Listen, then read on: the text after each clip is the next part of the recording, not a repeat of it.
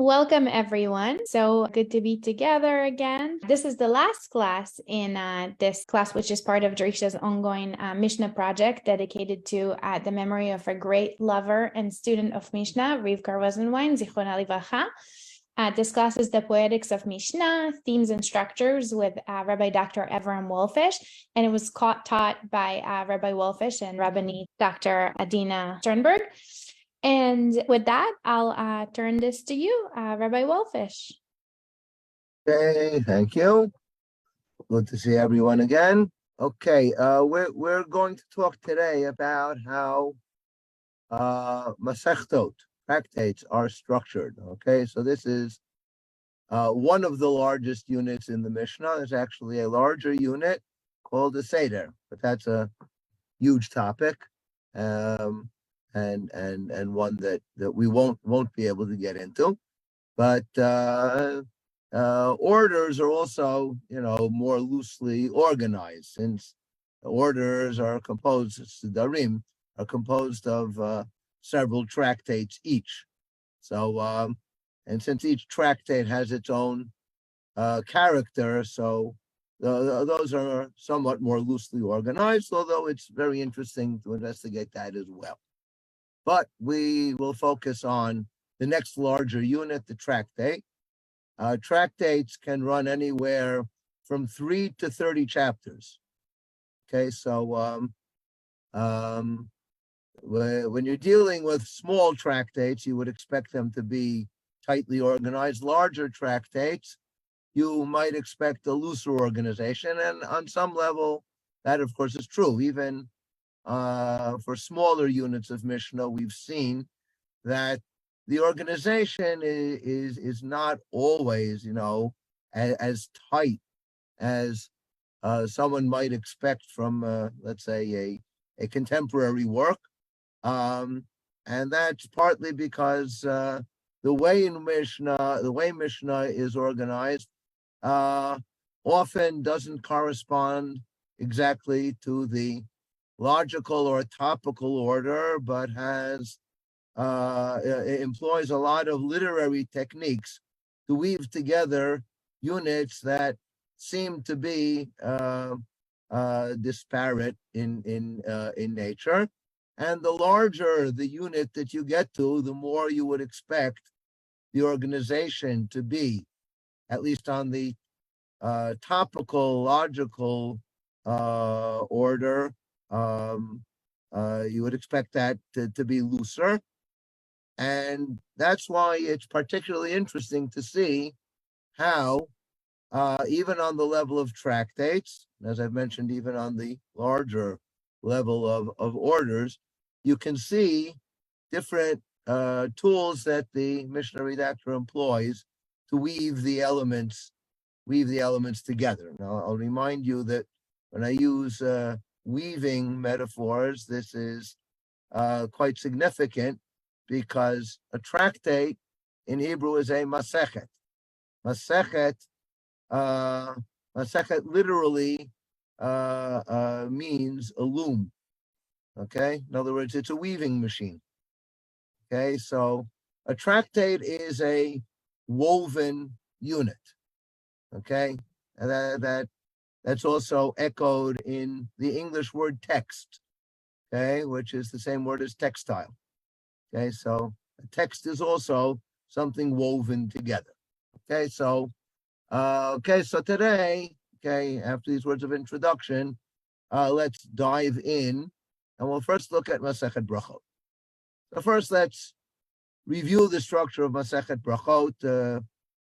Just in terms of the topics it deals with. We've discussed this several times, so this should sound familiar, hopefully. First 3 chapters relate to Kriyat Shema. Next 2 chapters relate to the Amidah prayer in general, and Amidah prayer in particular. Next 3 chapters relate to Brachot that are related to eating or meals. And the final chapter, chapter 9, relates to miscellaneous brachot, differing from the brachot discussed in the previous three chapters, in that those are brachot that are recited pretty much on a daily basis. You eat every day, so you recite these brachot every day, several times a day. And the brachot in chapter 9 are brachot that are for special events. Okay, either you encounter a very impressive natural phenomenon, or a place of particular historical interest, or an event occurs to you that is particularly good or particularly problematic. Use the Mishnah's own term, evil. Okay, something evil befalls you. So these are all occasions for brachot, for blessings. Okay, now before getting into the I think very impressive phenomenon that we find, all the three tractates we're going to look at today share a common technique for how to weave together the chapters of a longer tractate. Okay, and I'd say a tractate of pretty much average length. Okay, we're talking about tractates of 9 chapters, or 9 chapters each for brachot and sotah, 8 chapters for Masechet Eduyot. Okay, so these are pretty much standard size tractates, and as I say, they all have a certain common feature in terms of how the Mishnah redactor wove his materials together. But before getting into that, another interesting thing about tractate brachot, and it relates to the name. Tractate brachot is named for benedictions. But of the 9 chapters of brachot, as we just ran through the chapters, how many of them actually are devoted to benedictions, to brachot?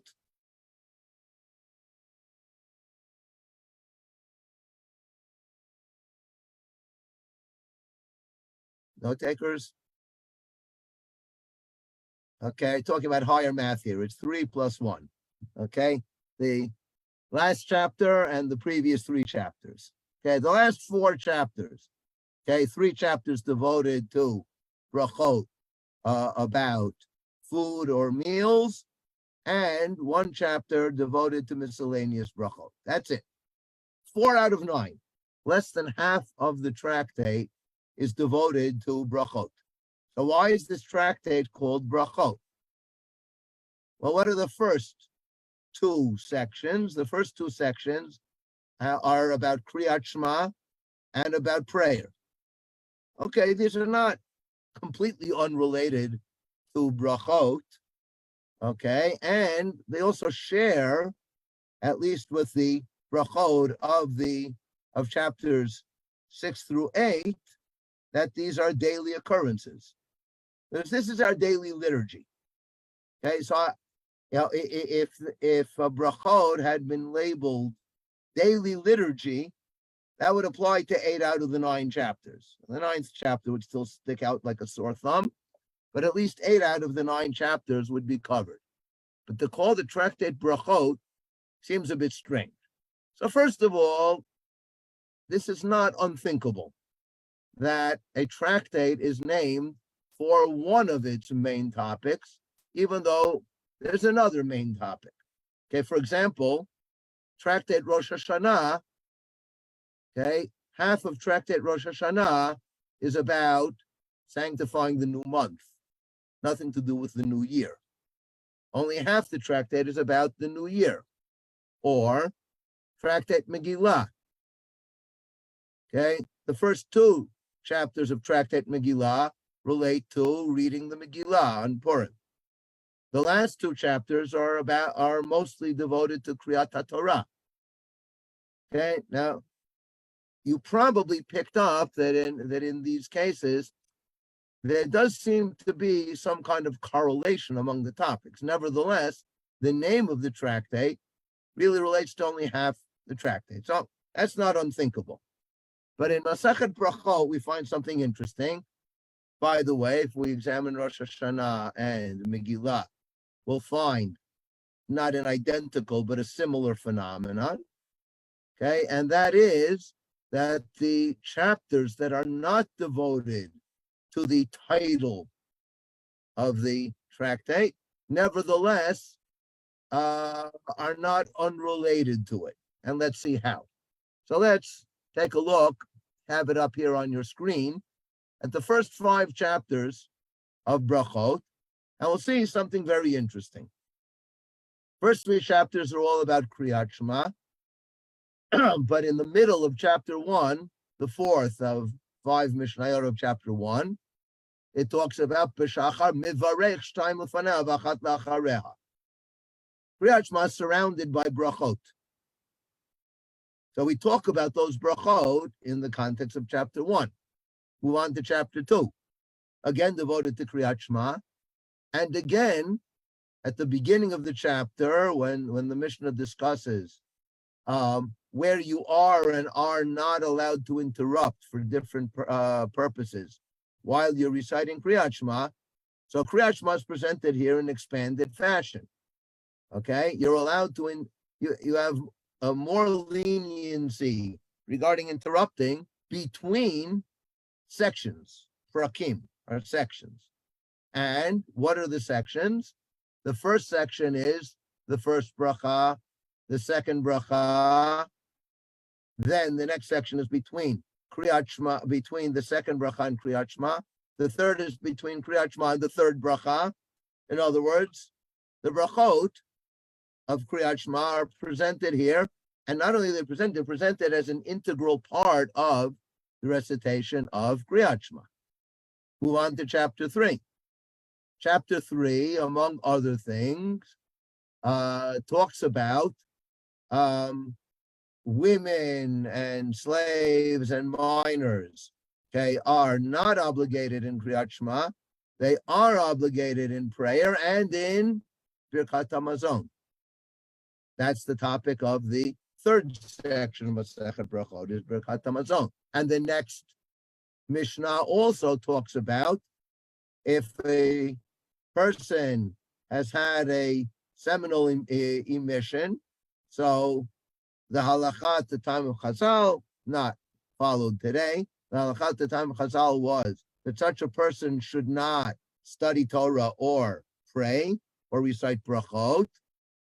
So what does that person do about Kriyat Shema? He thinks Kriyat Shema, in other words, he recites it, okay, in his mind rather than with his mouth, but does not recite the brachot before and after. And then the Mishnah continues and talks about what will this Balkari do regarding Birkat HaMazon. So all 3 chapters of Kriyat Shema have at least one unit that addresses the brachot surrounding Kriyat Shema. And the third chapter also talks about other brachot as well and contrasts those with Kriyat Shema. Move on to chapter 4. We're now in the topic of prayer. Well, the topic of prayer, as it's presented in the third Mishnah of chapter 4, okay, the Amidah prayer comprises 18 what? Brachot. The prayer comprises brachot. Those are the building blocks of our central prayer. And chapter 5 goes back to it. Chapter 5, in one of the Mishnayot, it talks about certain contents of prayer that are not recited throughout the year, but are recited only at certain times. So they talk about this insertion is in bracha X. This insertion is in bracha Y. Okay? And later on, when they talk about, when the Mishnah talks about what happens if somebody gets confused during his prayer and makes a mistake, so then someone else will come to replace him as the Shliach Tzibor. And where does he start from? From the beginning of the bracha, where the first person made his mistake. Okay? So in other words, all 5 of these chapters, although their dominant topics are Kriyat Shema and prayer, but each one of them makes sure to put in a reference to brachot, teaching us, therefore, that brachot are not only the main topic of the last 4 chapters, they are a significant secondary topic in the first 5 chapters, because we don't do any liturgical act, including Kriyat Shema or prayer, without making some reference to the basic building block of Jewish prayer, which is the bracha. The bracha emerges, as we look at the Masechet as a whole, as the basic building block of any form of Jewish liturgy. Okay, and so that's one of the interesting features as to how this Masechet is composed. So even though the first 5 chapters seem to be a kind of Masechet unto themselves, a Masechet Kriyat Shema and prayer, but actually they're designed in such a way as to function as the 5 introductory chapters to a tractate that will be devoted specifically to brachot, benedictions. Okay, so that's one feature. And now I'd like to look at a much more interesting feature of how Masechet Brachot is composed. So what I did here is I referred you to 3 Mishnayot, one taken from the beginning of the tractate, one from the middle of the tractate, and one from the end of the tractate. Okay, so the beginning of the tractate is all about Kriyat Shema. Okay, now the specific Mishnah I pointed you towards is is actually in the 2nd chapter. Okay, because that Mishnah really focuses us on the main point that I think the Mishnah is after. But for our purposes, starting out, let's just note that the first 3 chapters are all about Kriyat Shema. We all know what Kriyat Shema is about, right? Kriyat Shema is about Hashem Elokeinu, Hashem Echad. It's about V'avtat Hashem Elokecha. Okay, we're all familiar with that. Now, as the tractate moves on, it moves from Kriyat Shema to prayer, from prayer to blessings over food, from blessings over food to miscellaneous blessings. And now let's look at the end of the tractate. The last Mishnah of the tractate, which is a Mishnah, composite Mishnah with a lot of units. We're only going to look at the first of those units, which is the one that has a really strong organic connection to chapter 9 as a whole. Okay, chapter 9 basically divides into brachot over special places and brachot over special events. So those are the 2 parts of the chapter. Now, when it comes to brachot over special events, there are 2 main brachot that you recite over special events, depending on whether you experience the event as something positive or as something negative. If you experience as something positive, then you recite a bracha, either Shechayanu Kimanu Vigyanu Azman Hazeh, or you recite Hatov V'Meitiv. Okay, who is good and who does good to others. Okay, so those are the brachot that we recite over positive special events. What brachot do we recite over negative special events? Baruch. Anyone?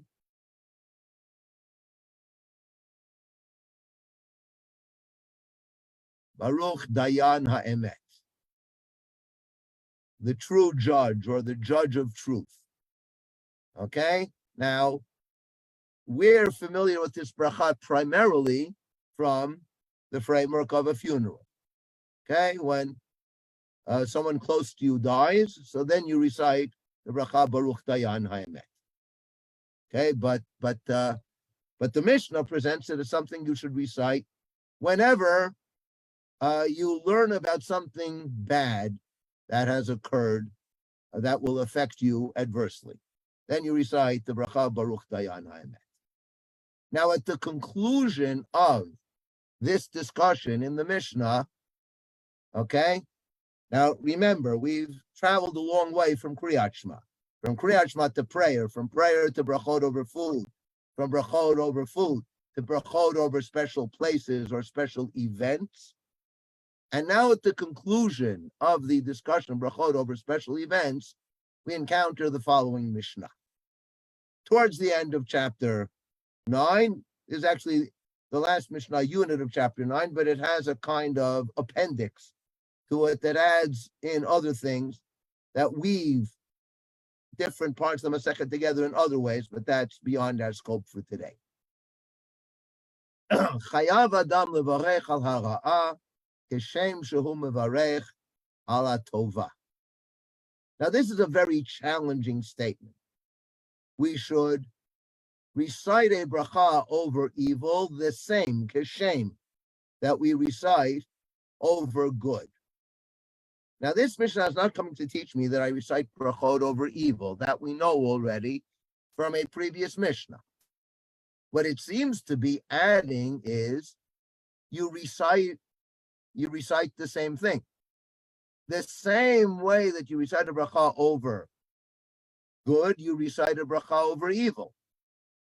But we know that that's not true, because we know that over good you recite Atova Metiv. Over evil you recite Baruch Dayan Haemet. So what, in fact, is this Mishnah saying? Okay, so the commentators say it, okay? It's based on the Gemara. The Gemara raises the question I just raised and gives an answer, but I'd rather ferret out the answer from the language of the Mishnah itself. Let's continue reading. Shene'emar. How do I know this? That the same way that I make a bracha over good, I make a bracha over evil? I know it from the pasuk, V'avtat Hashem Elokecha b'chol levavcha v'chol nafshecha v'chol meodecha. And then the Mishnah embarks on a midrashic exposition of this pasuk. What does b'chol levavcha represent? What does b'chol nafshecha represent? Interesting drashot in their own right.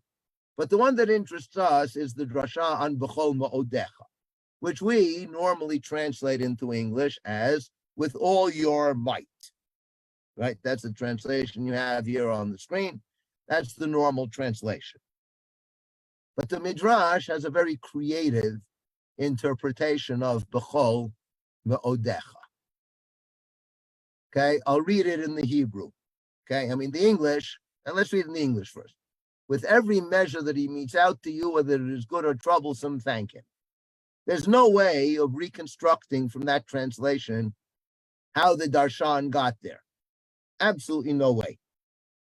But from the Hebrew, we will see exactly how the Darshan got to this conclusion. B'chol ma'odecha, b'chol midah u'midah shu moded lecha, heve modelo bim'od ma'od. Now notice there are 3 different words here that are word plays on the word me'odecha, or to pinpoint a little more, the word ma'od. Which 3 words are based on the word ma'od? So it's modeh, midah. Modeh is the second. Then midah. Midah is the first. And the third? Moded. Ma'od. Oh, mode itself. The word itself appears at the end 3 times. Now, this is a remarkable feature of the Midrash, remarkable but not unique. I don't know of any other place where a word is read 3 times, but I know of several other Midrashim where the Midrash reads the pasuk as though the word were written twice. Here, the Midrash reads it as though the word were written 3 times. The word ma'od means midah. It also means modeh, and it also means ma'od. Okay, now ma'od, as it's presented at the end, is not the noun might. We translate as might. That's the literal translation of the pasuk, the pshat translation, but it's read as very much, an adverb. Okay, let's put it together. B'chol midah, whatever measure, shehu moded, same word as midah, by the way. Moded and midah are the same root, same word. Every measure that he measures out to us, that's reading number 1 of ma'od. We love God with all our ma'od, meaning we love God with anything, kol ma'od, any measure that God meets out to us. That's the first appearance of ma'od. And now we read it a second time. We should also modelo.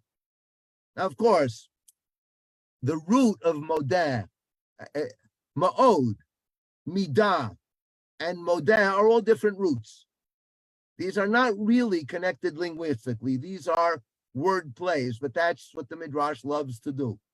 Loves to present a word play and read a word, in particular here, where you're using the same consonants and it's only the vowels that are changing, right? So with every measure, reading number 1, that God meets out to you. Number 2, we should thank him. Number 3, very much. Now, how does that drasha get us to the first line? A person needs to bless over evil the same as he blesses over good. Okay, so I'll take the words from the drasha and see if you can translate it into the words from the first sentence. Okay? Whatever measure God meets out to us translates in the opening sentence into what? Good or bad. Good or evil. Okay? Whatever he measures out to us, i.e. good or evil, we should thank him. What does that translate into in the first pasuk, in the first line? Thank him translates into Varech, mivarech. bless him. And now, what word in the first sentence corresponds to very, very much? Bimod ma'od. That's challenging. First 2, you got, okay, kol hakavod, but those were less challenging. Now we've got a challenging question. The answer is, the word is, yes? Shame. Kishem. Kishem, excellent. Kishem, Because the same. it's easy, or it's more natural to thank God for the good. So with that same naturalness or intensity, ma'odness, to thank Exactly. God for that. Exactly. Very, very well put. Okay? So that's how the drasha, reading the word ma'od as though it were written 3 times with 3 different meanings, translates now into the opening pasuk, into the opening statement. Now, before going further in understanding the redaction of the, what role this plays in the redaction of the tractate, let's just note, this is, I think, one of the absolutely most challenging aggadic. This is an aggadic statement, it's not halakhic. The halakhic statement is, when something bad happens, say Baruch Dayan Haemet. That's the halacha. This is an aggadic statement. The aggadic statement says, when I say Baruch Dayan Haemet, I should say it with the same degree of intensity and fervor as when I say Baruch HaTov HaMeitiv. When something good happens, and my heart is overflowing with joy, it's easy to bless God and say, thank you. Baruch atov ha'meitiv.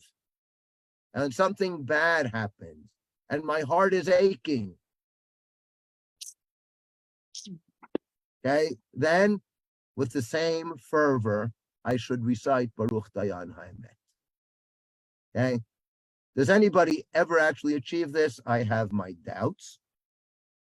Okay, but that's the Aggadah sometimes sets a very, very high bar. Here, by the way, is one of the places, Bichlal in Tractate Brachot, but here in particular is where we're touching on the topic of this semester in Drisha, the topic of piety and pietism. Okay, this is addressed to pietists. Pietists can rise above their external situation and focus clearly on their relationship with God. That's what matters to them. That's the only thing that's important. And if evil is something that God has meted out to us, it's a measure that he meted out to us, so then the pietist is thankful to God for that. Okay? I always like to emphasize, I don't see in this Mishnah what some people see in it, which is the contemporary Hebrew phrase, hakol l'tova. Okay? All is for the good. I don't think the Mishnah is saying that. I think the Mishnah is clearly telling us that good is good and bad is bad. We experience them differently. We bless God differently for both of them. What the Mishnah is saying is that we have to recognize evil as a gift from God, the same way that good is a gift from God. It's a different kind of a gift. We experience it differently. Over one we rejoice, over the second one we mourn. But even as we mourn, we have to be fervent in our thanks to God. As we say, that's the world you created. That's the life you granted to me. I am thankful for that, including the shadows, including the dark spots, including the painful patches. Okay? And you have to say that fervently. Again, pietists perhaps are able to achieve kishem, are able to achieve bim'od ma'od. The rest of us can aspire to that and probably fall somewhat short of actually achieving it. But that's fine. That's what Aggadah does. Aggadah very often sets a high bar. Okay, we saw this with the Hasidim Rishonim, how they concentrated their minds on prayer. They were able to do it on a certain level. For the rest of us, we can follow their example and try to get a little closer to the bar, the very high bar that they set for us. So this is also a Mishnah on a pietistic level. But now let's get to the role this plays in the redaction of our tractate. We're talking about benedictions. We're talking about benedictions over evil. We've traveled very far from the opening topic of our tractate. But what is the proof text the Mishnah adduces in order to teach us how one should recite brachot? Kriyat Shema. We're back to Kriyat Shema. I think this is hugely interesting. It's interesting, among other things, because we are returning to Kriyat Shema, but Kriyat Shema has taken on a new dimension of meaning for us. At the beginning of the tractate, Kriyat Shema was a formal liturgical act that we perform in order to affirm our acceptance of the kingdom of heaven. Kabbalat Malchut Shammai. So Kriyat Shema is a particular performance. You do it at the beginning of the day, you do it at the end of the day. What is Kriyat Shema for this Mishnah at the end of the tractate? It's not a performance. It's it's a source of inspiration. It's a source of teaching and a source of inspiration. Throughout the day, when I recite a bracha, I should always be thinking about, you shall love Hashem your God with all your heart and all your soul and kol me'odecha. Whatever happens to me, whatever event befalls me, I should always say, how should I react to this? Let me remember what I recited this morning in Kriyat Shema, and what I'll recite again before I go to bed. Let me remember that. Let me remember V'ahavta Hashem Elokecha b'chol levavcha v'chol nafshecha v'chol me'odecha. That will instruct me. That will inform the way I respond to all events. And this is tractate brachot. I'm blessing God. That's the whole idea of Masechet Brachot. Throughout my life, I'm blessing God again and again and again and again. And all of those blessings draw their inspiration from Kriyat Shema. So when the beginning and the end of the tractate are woven together, when we close the circle at the end of the tractate, we're really conferring a new meaning upon the first topic. First topic, at first, we encountered on one level, and then it returns at the end of the tractate on another level. This in and of itself is an impressive phenomenon. Those who were here last semester may recall the inclusio phenomenon that we investigated. So here's an inclusio, an envelope structure of a tractate. But it's yet more interesting, because now let's look at the Mishnah smack in the middle of the tractate. When I say smack in the middle, chapter 5 is the middle chapter of the 9. Mishnah 3 is the middle Mishnah of the 5 Mishnahs of chapter 5. So we are smack in the middle of the tractate, and we encounter the following. The Mishnah rejects a prayer that apparently some people had instituted. Just as your mercy is extended to a bird's nest, the continuation probably was, so you should be merciful upon us as well. Mishnah doesn't like that, for reasons that we won't go into right now. Al tov yizacher shemecha. Al tov yizacher shemecha. Let your name be mentioned over the good. That's an inappropriate prayer. Why is that an inappropriate prayer? Because it leaves out the ra or the ra'ah. Because we should mention God's name over the bad as well. In other words, the last Mishnah and this Mishnah are corresponding with one another. Why is this language of prayer in chapter 5 disqualified? Because it flies in the teeth of the Mishnah at the end of chapter 9. And modim modim is also an inappropriate prayer. Why? Because it sounds like we are giving thanks to two different gods. This is a problem that contemporary scholars call dualism, often identified within the cultural orbit of Talmudic sages with a religious movement known as Gnosticism that was dualistic in nature, that believed that there was a good God, but he was powerless. Okay? And the world we inhabit is actually controlled almost entirely by an evil God. So we have to acknowledge both gods. Our job is to try to strengthen the good God. But in the meantime, we have to acknowledge the supremacy of the evil God who governs our reality. Okay? Now, when I encounter this, I always like to point out that this is actually, for us, it seems strange because we were all raised as monotheists. But if you just try to understand the world based on your empirical experience of it, I think we can readily understand how a person can become a Gnostic or a dualist. Okay, you look around the world around you, and do you see a good God governing it?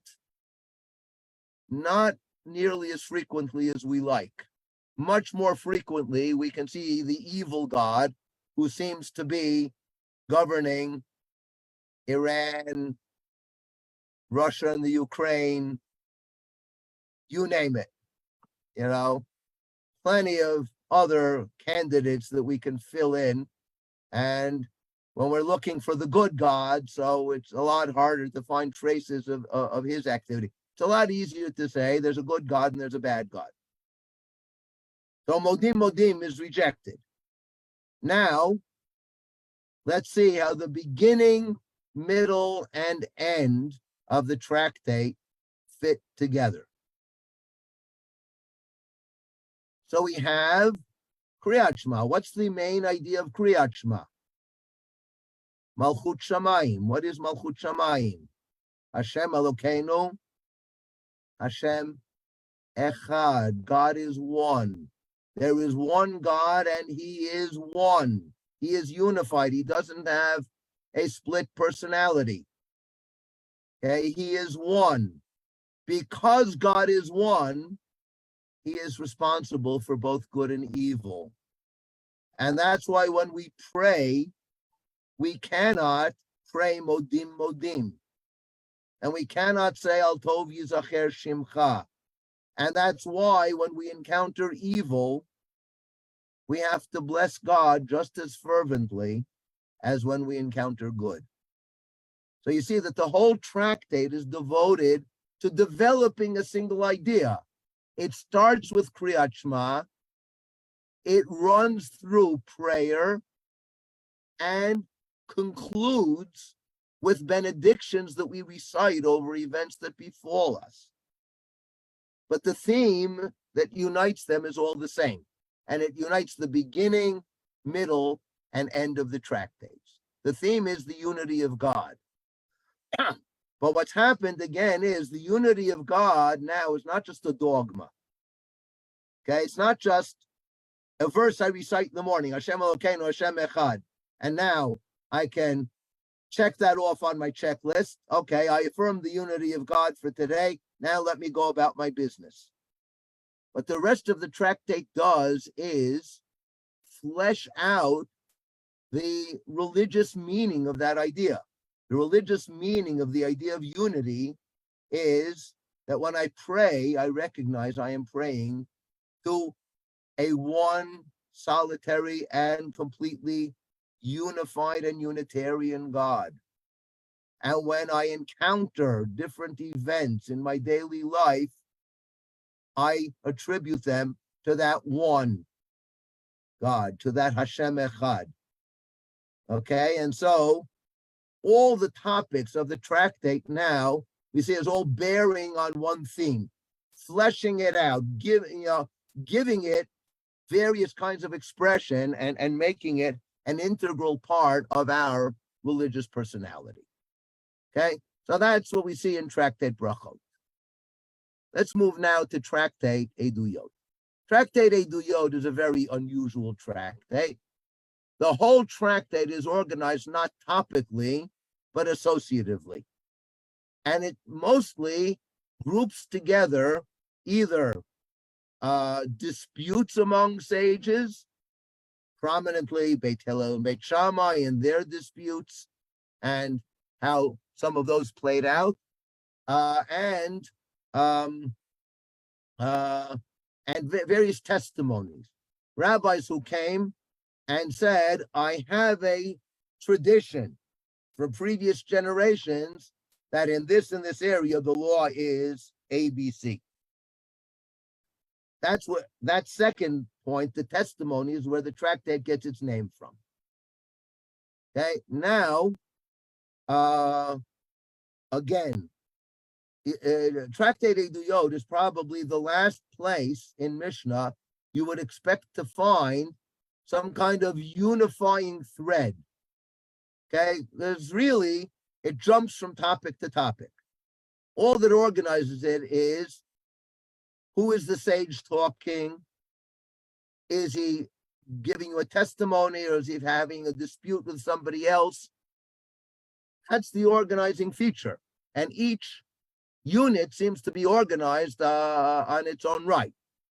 And yet, when we examine again the beginning, middle, and end of the tractate, we see some very interesting interactions.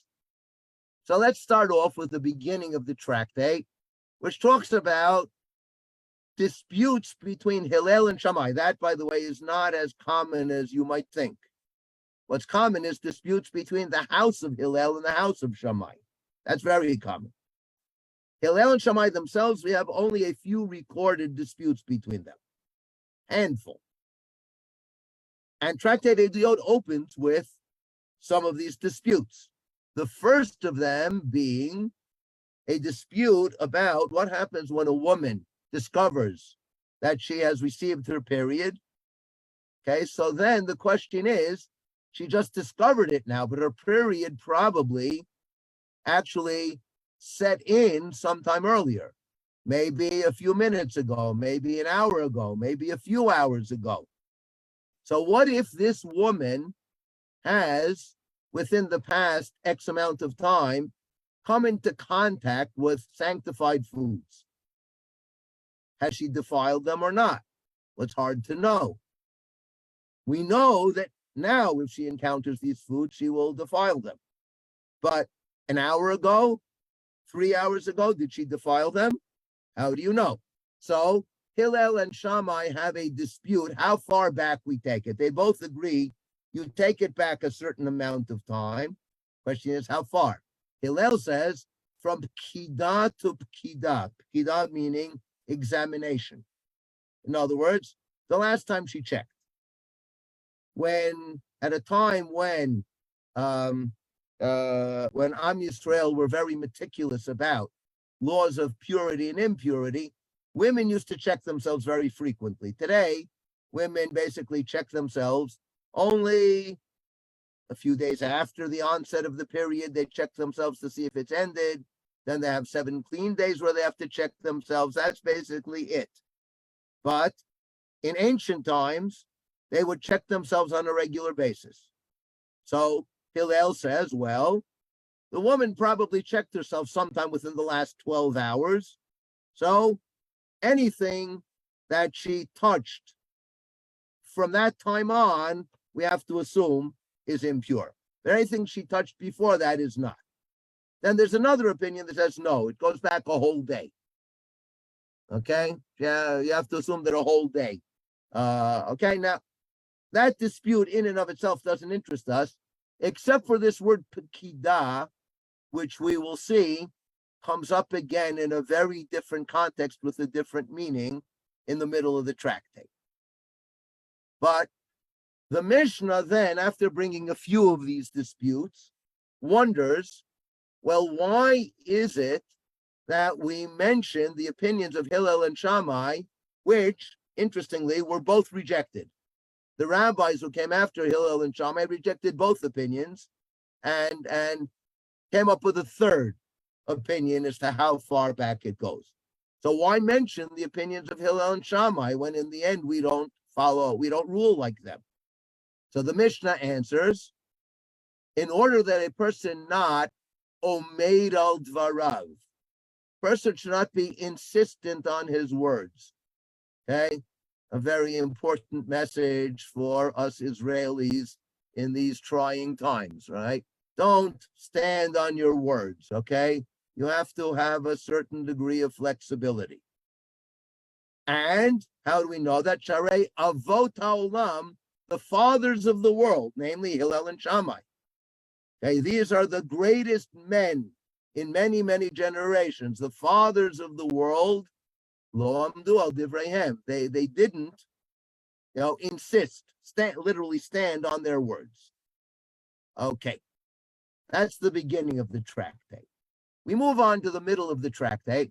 We find another figure named Akavia ben Mahalal El, of whom the Mishnah tells us that he had 4 unique positions that set him at odds with the rest of the rabbis. As a result of which, according to one view, he was actually excommunicated. Okay, and according to another view, he simply was not ever appointed to be the head of the high court. Apparently, he, okay, now again, we seem to be referring to contemporary Israeli scene, okay? He apparently was worthy of being appointed as the head of the high court, but because of these four positions, they weren't willing to appoint him. Okay, so now one of these positions is called Sa'ar HaPkuda, which has to do with a certain law related to leprosy, not of, okay, we don't have to get into the details of that here. But notice the word pikuda, which echoes the word pikida. Completely different meaning, but nevertheless, the same word. And then, okay, and then when he's told, okay, he's told, the sages tell him, if you recant on these four positions, we will appoint you to be the head of the high court. And he says, no. Okay, I would rather be a fool my entire life and adhere to the positions that I know to be true, that I firmly hold to be true, rather than become a Rasha. In other words, I'll take the expedient position in order to gain a position, okay, an appointment. Okay, so then on his deathbed, he says to his son, okay, he says to his son, I want you to recant all of these four positions of mine. He said, why? And I'll tell you why. He said, I held on to those positions because I had a tradition from my teachers. So I couldn't relinquish it. But you are not only my student, you're the student of all the other rabbis, and they are the majority. So you have to abandon my position in favor of their position. Now, notice some of the language here. Okay? Okay, he says, Ani amadati bishmuati vehem amdu bishmuatam. I stood in my position. Exactly what Hillel and Shammai didn't do. He said, that's what I did do. Amadati. I stood on it. I insisted on it. I didn't recant. But that's because I had a tradition from my teachers. You don't have that tradition. Therefore, you should do what Hillel and Shammai did. Lola amod. Okay, you should back down from these unique positions. Okay, so now another interesting point. Who are the ones who back down from their positions at the beginning of the tractate? Avot ha'olam, the fathers of the world. And who's speaking now? Father and son. And the father is telling the son to back down.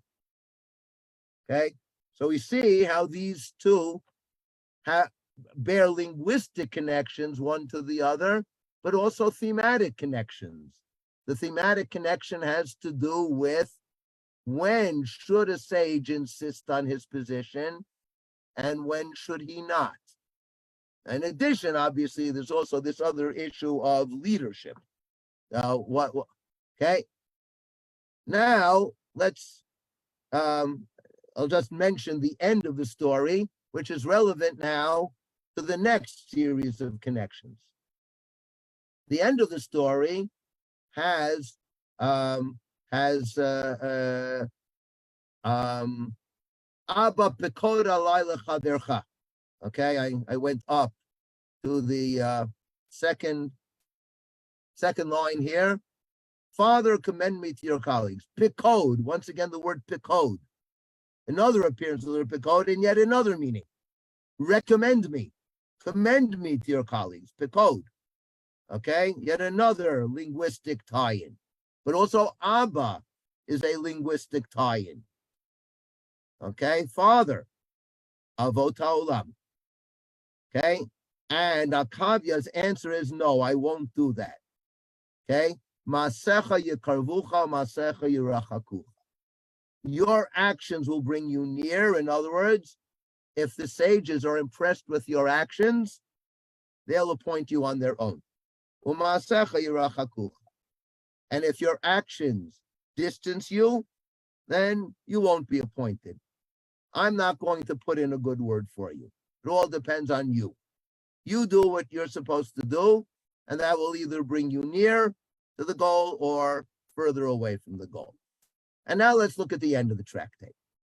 The very last Mishnah in the tractate tells us, let's just look at this Mishnah for a moment.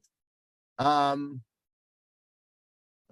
Yoshua says, you see it on the screen, a tradition I have from Rabban Yochanan ben Zakkai, going all the way back to Halakha Moshe Sinai, Eliyahu will not come to defile or render pure. Note, by the way, the previous two discussions had all about purity.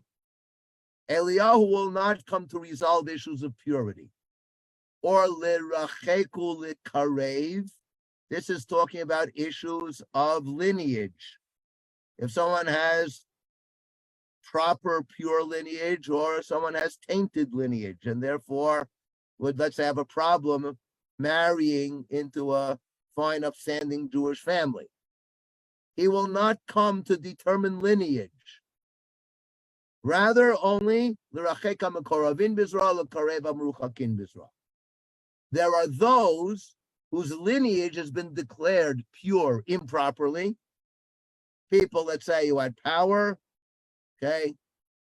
pilots in the army, or leaders of the industrial leaders. So they were able to say, it doesn't matter what the truth is, you're going to declare our lineage pure, so their lineage was pure even though it really wasn't, or vice versa.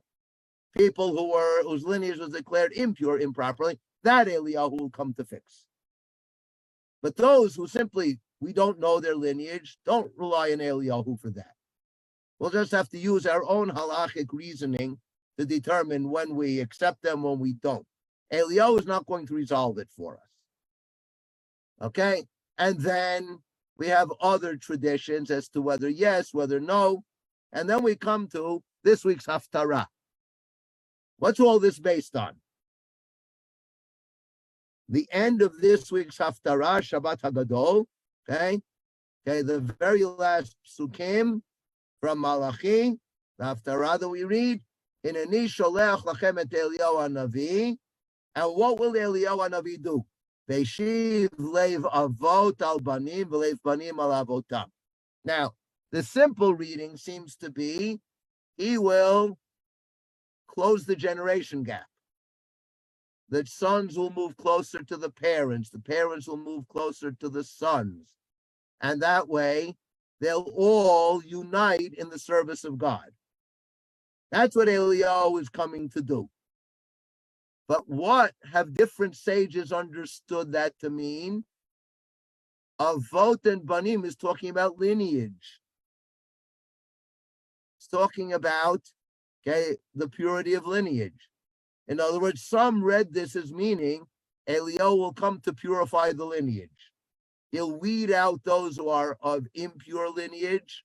He will bring close those who have pure lineage. Right? That's how some read it.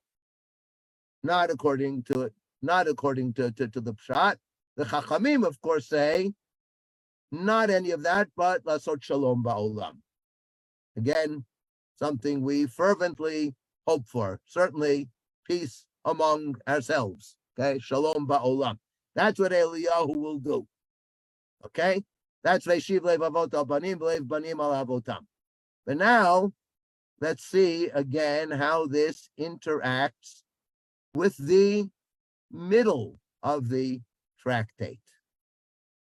Masecha yikarvucha umasecha yirachakucha, says Avie to his son. And what does Eliyahu come to do? L'rachek u'likarev. Maybe yes, maybe no. Some say yes, some say no.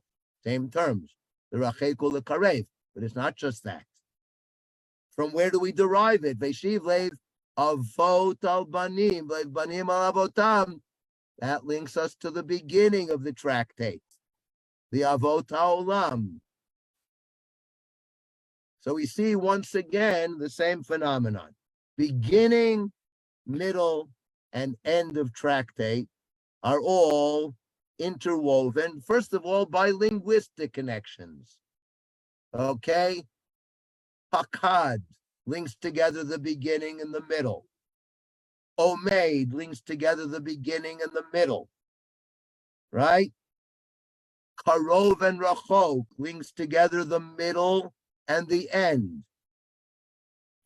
Avotu Banim link together all three. Right? Abba Pekod Alai. Eshiv Lev Avot. Avot Haolam.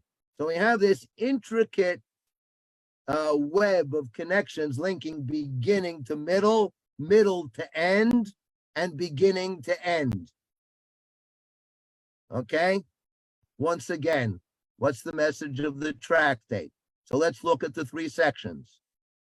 Hillel and Shammai, in the end, didn't insist on their words. They let the majority rule.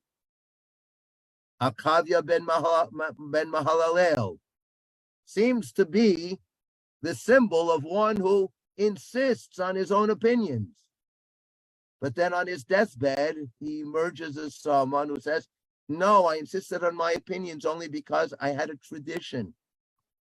Without the tradition, I would not have insisted on my opinions. You don't have that tradition. You should recant. You should abandon your position. And at the end of the tractate, okay, if in the middle of the tractate we saw a person's own actions draw him near or distance him, at the end of the tractate we see Eliyahu, according to some views, will come to bring near and or to distance. But even more, the accepted view seems to be, what is Eliyahu's purpose? To bring peace to the world. Well, what have we been doing throughout the tractate? We've been dealing with disputes among sages, sometimes conflicting testimonies as to what the ancient tradition was. And what is the tractate trying to do? To bring peace. To bring peace into the halakhic process. Right? That's what the whole tractate is about. To bring peace into the halakhic process. So it's not at all by accident that we open with the fathers of the world who knew how to back down from their positions. In the middle of the tractate, the stubborn Akavia who insists on his opinion, but on his deathbed, he backs down from his position and says, no, the majority has to rule. And the end of the tractate, where Eliyahu comes to bring peace to the world. So here we have a tractate that's all about halakhic traditions and disputes, but the beginning, middle, and end of the tractate all are woven together to give us the underlying message. Then underneath all of the disputes and conflicting testimonies, we have a halakhic process that knows how to bring peace. It knows how to resolve disputes. Okay, and it therefore knows how to bring peace to Am Yisrael. And that's the ultimate message of this. That's the ultimate message of this tractate. Okay, I'm afraid we didn't get to the third tractate, which has a similar phenomenon, but I'll send out the sheets, okay, so you can see it graphically and maybe piece it together on your own. But certainly in these two tractates, I think we've seen how the Mishnah redactor takes what seems to be very different, disparate elements and weave them together, and particularly with this technique of, okay, creating parallels and connections between the beginning, middle, and end of the tractate in such a way as to weave the whole tractate together into kind of unified notion. Thank you. Rabbi Walfish? Yes. I saw something, another theme it so totally is connected to the theme of peace. In all three, parts, the Hillel, Shammai, Akavia, and then Eliyahu, there seems to be a statement against power. In other words, starting starting at the end, the lineage issues that had been established through power plays, those are the ones that Eliyahu resolves. The Akavia rejects the idea that he should use his power to help his son get a position. And maybe with Hillel and Shammai also, they were the avot. Were in a position to stand down, to stand on their, to insist just because of who they are, but they were flexible. So in each case, there seems like maybe that's one of the routes to the pathways to peace, is to not allow the powerful to use their, power to make things awry. Right. Okay. I think that's a very very astute point. I would just add to it one idea, and that is we're denying the power of individuals. And I think the idea is basically to vest the power in the Rabbim, okay?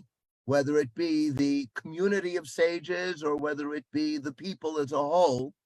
But the idea is, as long as the leaders recognize that they're not there, it's not a power trip, but they're there to represent the people, the authority that they wield is derived from the people and on behalf of the people. Okay, that's the proper exercise of power. Okay, and I think you're right that there's a critique here of improper exercise of power, which focuses on the individual. Oh, I'm an Av Ha'olam. I am one of the fathers of the world. Or I am Akavia, or the son of Akavia. Okay? Right. That kind of power is the kind of power that's being denied. But ultimately, he does want there to be power. He wants there to be power in the community of sages who represent the community of Israel at large. Yeah.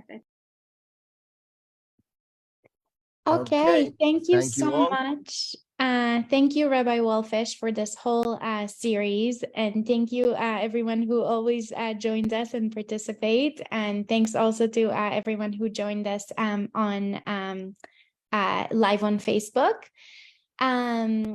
This was the last class for this session. Thanks again for being part of our learning community. You can register and learn about more of our classes and programs on our website, drisha.org. And I hope and looking forward to seeing you in more of our classes. Looks like, Emily, were you wanting to add something? Just unmute first. I mute everyone when they're not speaking. Okay. I saw a review of this book and it sounded a little familiar. And then I read in the introduction, is Rabbi Nagen a student of your? Yes, Rabbi. I would say that Rabbi Nagen is the student of mine. Yes. So I saw a review of it, and it sounded so connected to to what I've been learning. So I'm happy. I'm going to be reading it. Okay, great. Enjoy. Thank you. Okay, thank you, Emily. Thank you, everyone. Thank you, Rabbi Wolfish. See you next time. Bye-bye. Thank you. Come back.